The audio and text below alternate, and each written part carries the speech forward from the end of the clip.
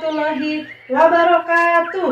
Halo anak-anak kelas 3, apa kabar kalian hari ini?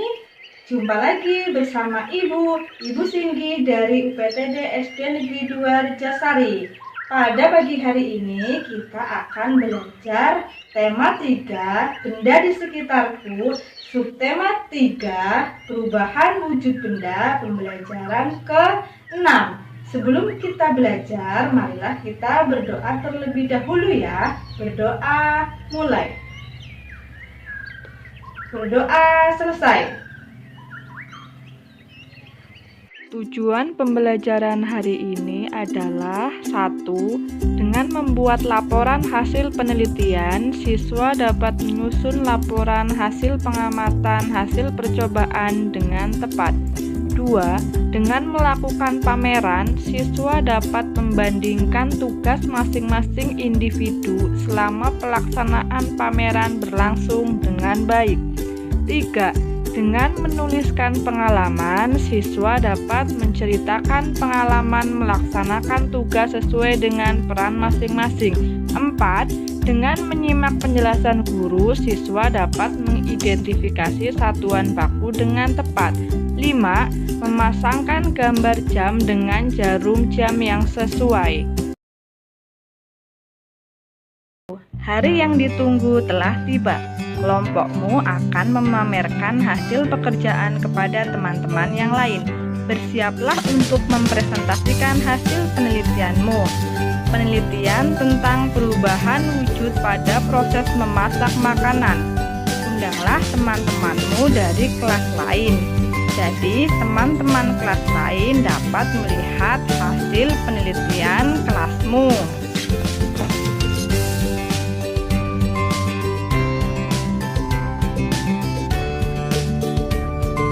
Pameran berkelompok sudah dilakukan. Bagaimana perasaanmu sekarang?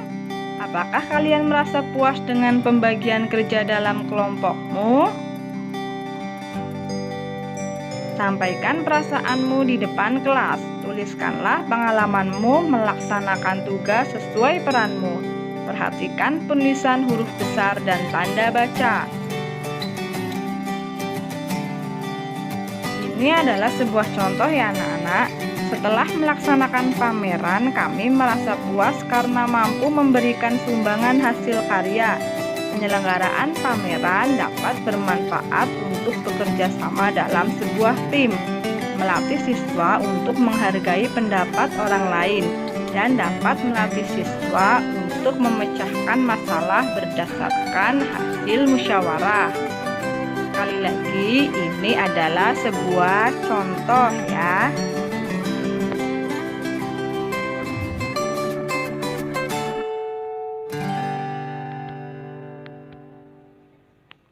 Tuliskan waktu pelaksanaan pameran di kelasmu.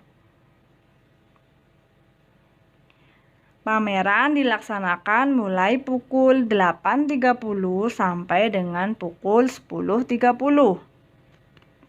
Perhatikan alat yang digunakan untuk menunjukkan waktu. Apakah perbedaan dan persamaan antara ketiga jenis jam di atas? Perbedaannya, jam analog memiliki jarum penunjuk jam yang akan berputar setiap detik, menit, dan jam. Jam digital hanya menunjukkan angka waktu yang akan berubah setiap menit dan jamnya. Sedangkan jam pasir tidak memiliki angka, hanya perpindahan pasir yang menunjukkan berubahnya waktu. Lalu persamaannya apa? Ya, ketiga jenis jam di atas sama-sama berfungsi untuk menunjukkan waktu. Lalu lingkarilah satuan waktu yang biasa digunakan, yaitu detik, menit, dan jam. Pasangkanlah jam dengan waktu yang sesuai.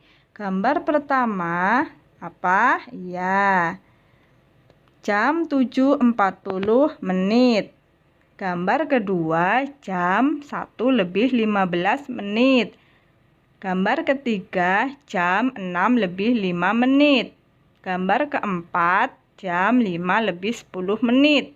Gambar kelima jam 8 lebih 20 menit. Gambar yang terakhir yaitu jam 10 lebih 45 menit.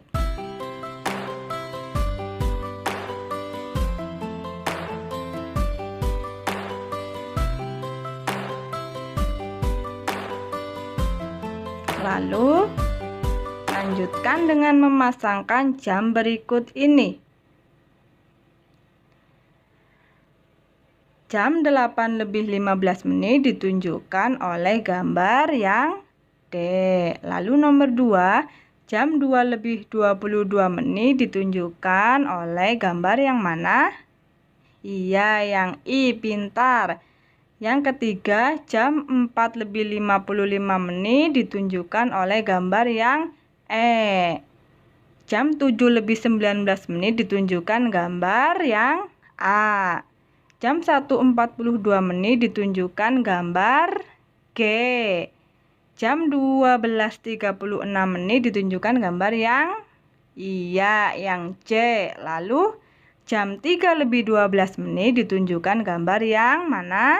Iya, yang B. 8 lebih 4 menit gambar yang F. 6.37 menit yang C. Terakhir 11.47 menit oleh gambar H. Iya, kalian memang hebat semuanya ya, sudah bisa membaca jam.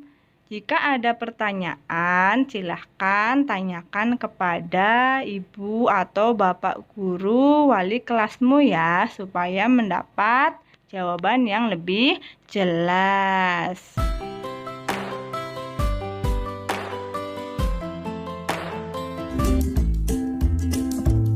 Terima kasih kalian sudah menonton video ibu sampai selesai. Pesan ibu Singgi, tetap terapkan protokol kesehatan 5M. Apa itu 5M? Memakai masker, mencuci tangan, menjaga jarak, menjauhi kerumunan, dan mengurangi mobilitas. Sampai jumpa di video ibu selanjutnya. Semoga bermanfaat. Wassalamualaikum warahmatullahi wabarakatuh.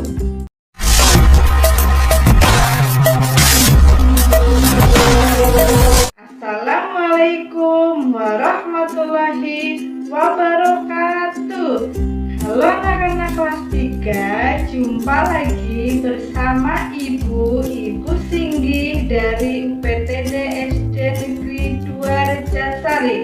Hari ini kita akan belajar tema 3, benda di sekitarku, subtema 3, perubahan wujud benda, pembelajaran 5. Seperti biasa, sebelum kita belajar, marilah kita berdoa menurut agama dan kepercayaan masing-masing. Berdoa mulai. Berdoa selesai.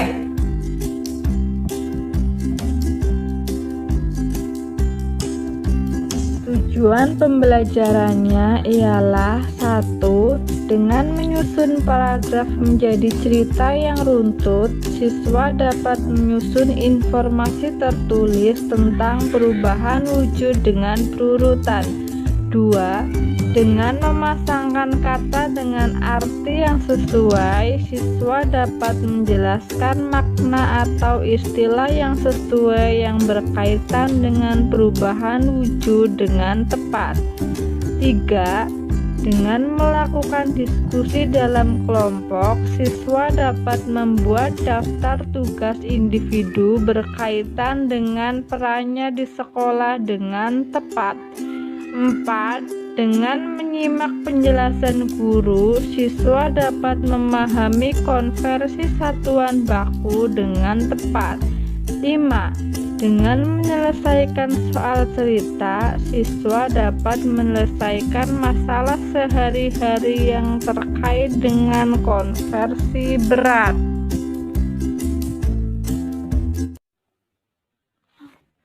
Anak-anak, pernahkah kalian melihat kapur? Tapi bukan kapur untuk papan tulis ya. yaitu kapur yang bisa menyerap bau dan lama-kelamaan bisa menghilang.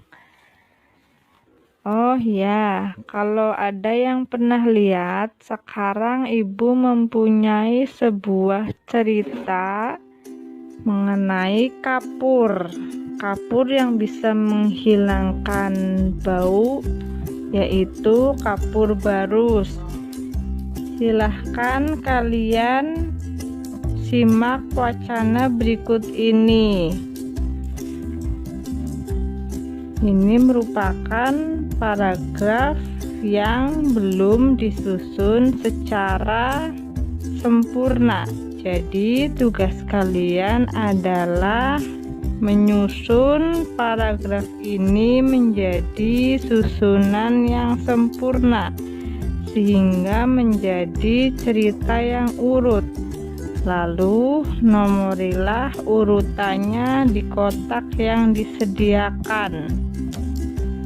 Silakan kalian simak terlebih dahulu paragrafnya ya. Nah, di sini ibu sudah memberikan contoh yang sudah urut, yaitu di nomor 1. Silakan kalian perhatikan nomor 1, yaitu pernahkah kamu melihat atau menggunakan kapur barus? Kapur barus dapat dijumpai sehari-hari. Bentuknya bulat dan beraneka warna. Apakah kegunaan kapur barus?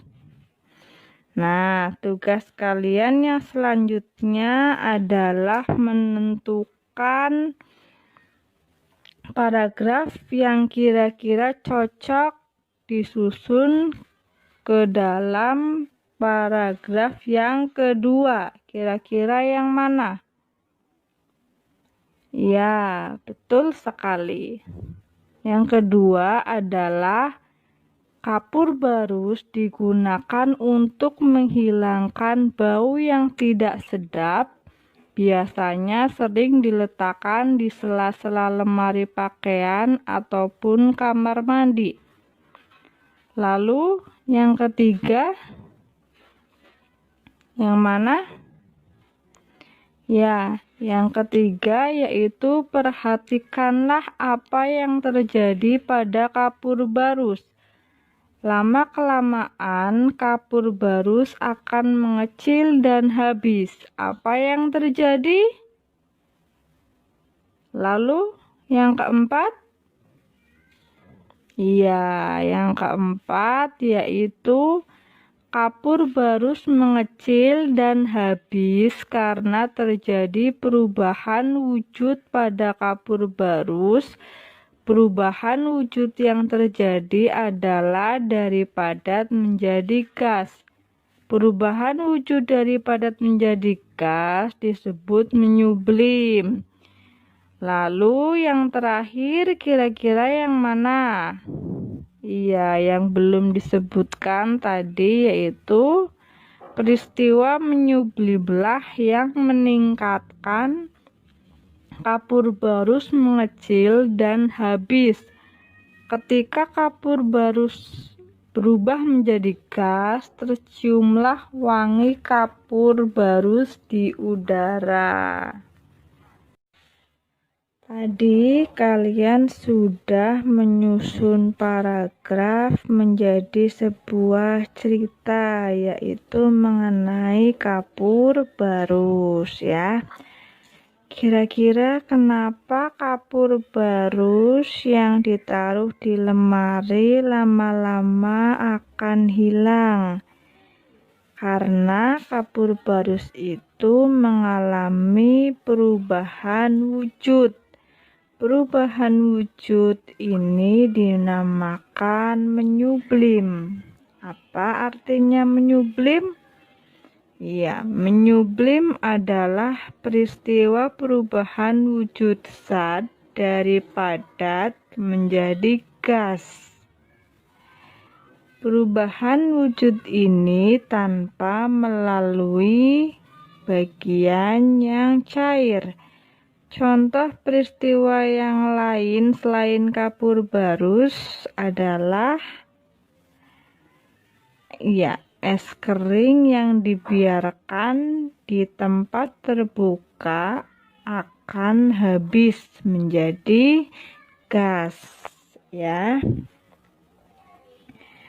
Ya, tahukah kalian perubahan wujud yang lain selain menyublim?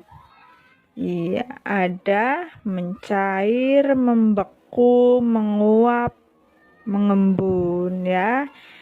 Nah, untuk yang selanjutnya tugas kalian adalah memasangkan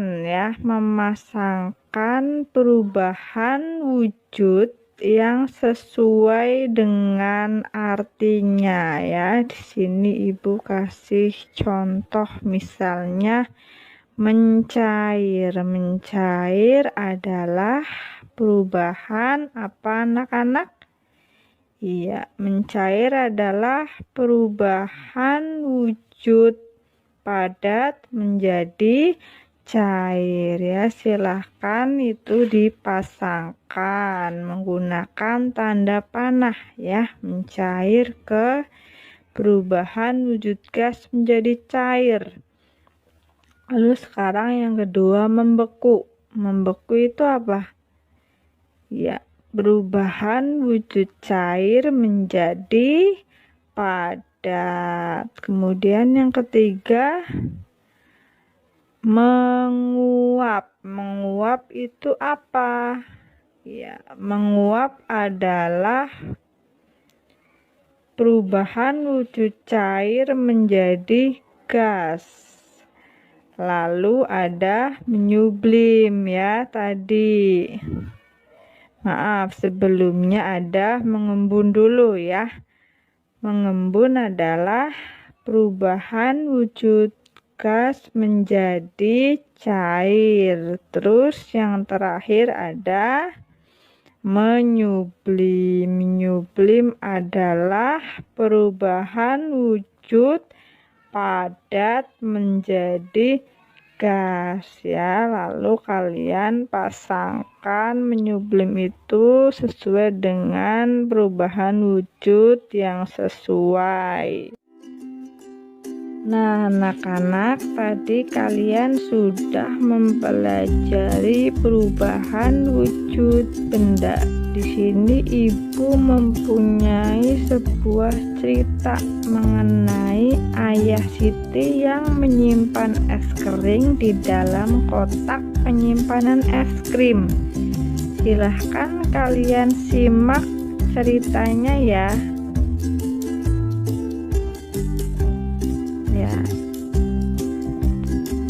Setelah menyimak cerita, apa yang ditanyakan dalam cerita tersebut?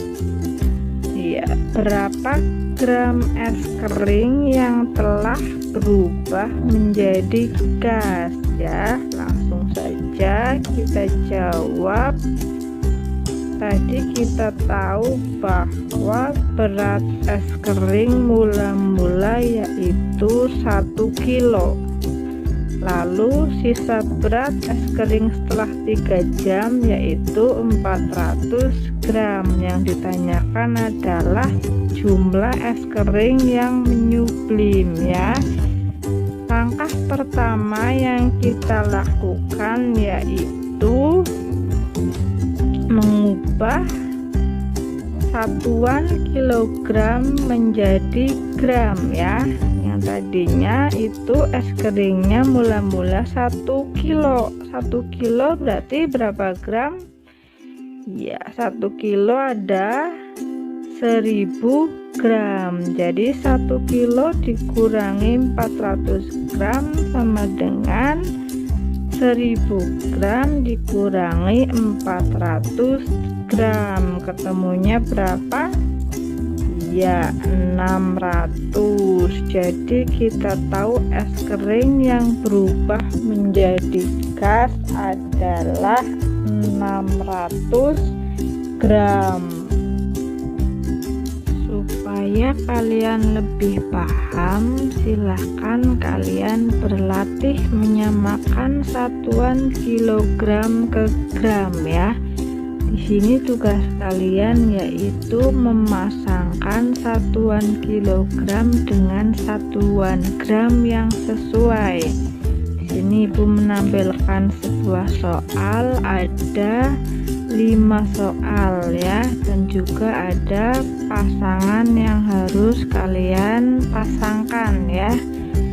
Kita lihat contohnya ya. Di soal yang pertama itu ada 3230 gram. Kira-kira pasangannya yang mana?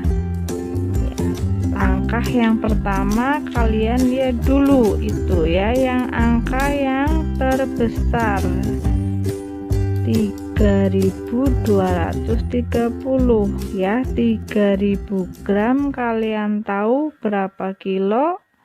Ya, 1 kilonya ada 1000 gram. Kalau 3000 berarti 3 kilo, sisanya 230 gram, berarti 3 kilo 230 gram ya, yang paling bawah sendiri pasangannya.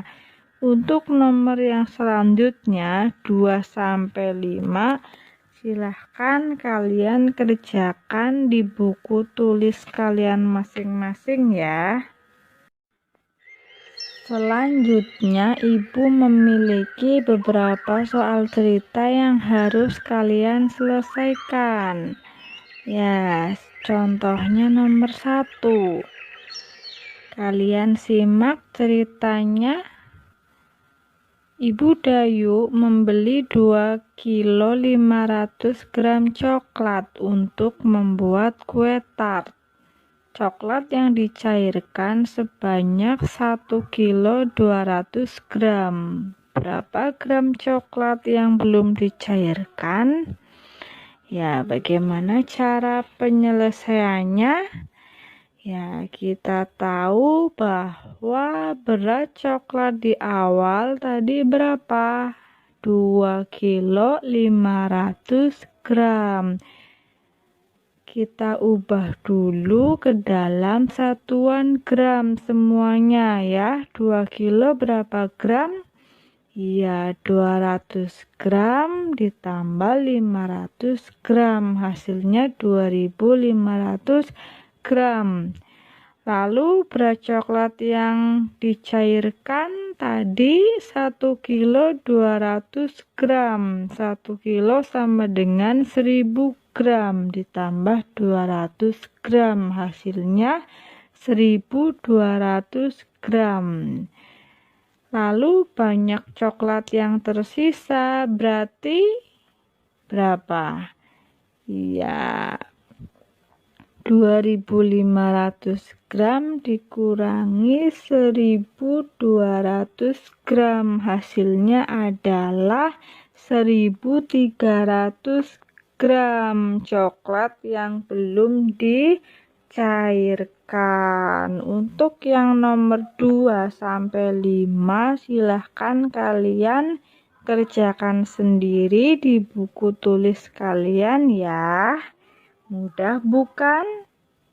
Pembelajaran pada pagi hari ini. Terima kasih kalian sudah menonton video Ibu sampai selesai. Pesan Ibu Singgi, tetap terapkan protokol kesehatan 5M. Apa itu 5M?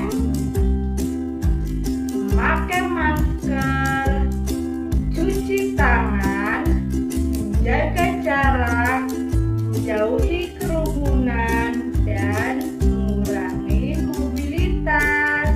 Sampai jumpa di video Ibu selanjutnya. Semoga bermanfaat. Wassalamualaikum warahmatullahi wabarakatuh.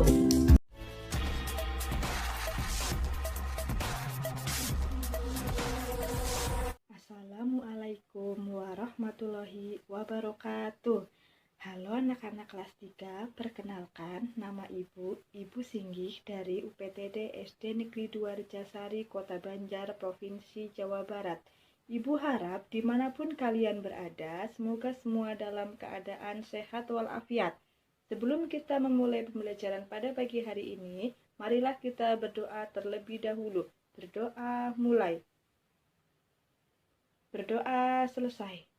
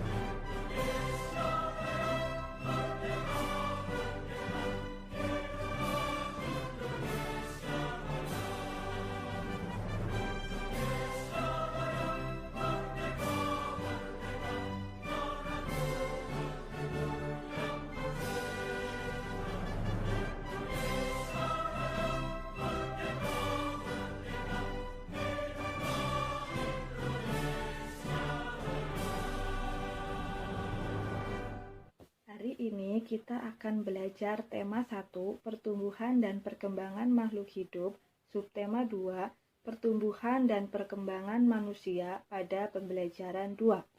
Tujuan pembelajaran pada pagi hari ini yaitu diharapkan kalian dapat menjelaskan manfaat bersatu dalam keberagaman di sekolah. Kemudian kalian dapat menceritakan pengalaman yang berkaitan dengan manfaat bersatu dalam menjalankan satu kegiatan di sekolah. Pada pembelajaran sebelumnya, kita sudah belajar mengenai peristiwa pertumbuhan dan perkembangan. Adakah yang masih ingat contoh dari peristiwa pertumbuhan? Ya, benar. Contoh dari peristiwa pertumbuhan adalah ketika fisik kita yang masih kecil bisa menjadi besar. Fisik kita yang tadinya pendek menjadi tinggi. Itu adalah salah satu contoh peristiwa pertumbuhan. Kemudian, contoh dari peristiwa perkembangan, adakah yang tahu? Ya, benar. Contoh peristiwa perkembangan adalah saat kita masih bayi, yang tadinya kita hanya bisa digendong oleh orang tua, seiring dengan perkembangan fisik, lama-lama kita bisa merangkak, berlari, berdiri, dan juga sebagainya. Adakah contoh yang lainnya? Ya, contohnya saat kita masih bayi, dulu kita hanya bisa memegang botol. Lalu seiring dengan bertambahnya usia, atau seiring dengan kita semakin dewasa, kita bisa makan sendiri tanpa bantuan orang lain. Tinggi badan, berat badan, serta perubahan kemampuan kita dari kita kecil hingga kita dewasa, itu merupakan contoh dari perubahan, pertumbuhan, dan perkembangan. Tentunya di sekitar kita banyak manusia yang memiliki banyak perbedaan, misalnya perbedaan fisik. Ada yang tinggi, ada yang pendek, ada yang besar, ada yang kecil, dan ada yang kuat, ada yang lemah. Kita harus bisa menghargai perbedaan tersebut, karena perbedaan adalah karunia dari Tuhan Yang Maha Esa. Saling menghormati dan menghargai perbedaan antar sesama merupakan pengamalan Pancasila sila yang kedua yang berbunyi kemanusiaan yang adil dan beradab.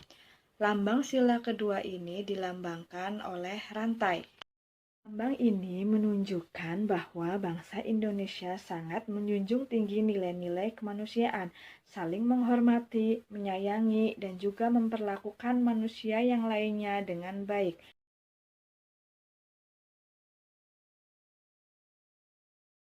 Sekian pembelajaran pada pagi hari ini. Sebelum kita mengakhiri pembelajaran, mari kita membaca hamdalah bersama-sama. Alhamdulillahirabbil alamin. Tetap semangat, tetap belajar, dan terapkan protokol kesehatan 5M. Memakai masker, mencuci tangan, menjaga jarak, menjauhi kerumunan, dan membatasi interaksi dan mobilitas. Wassalamualaikum warahmatullahi wabarakatuh.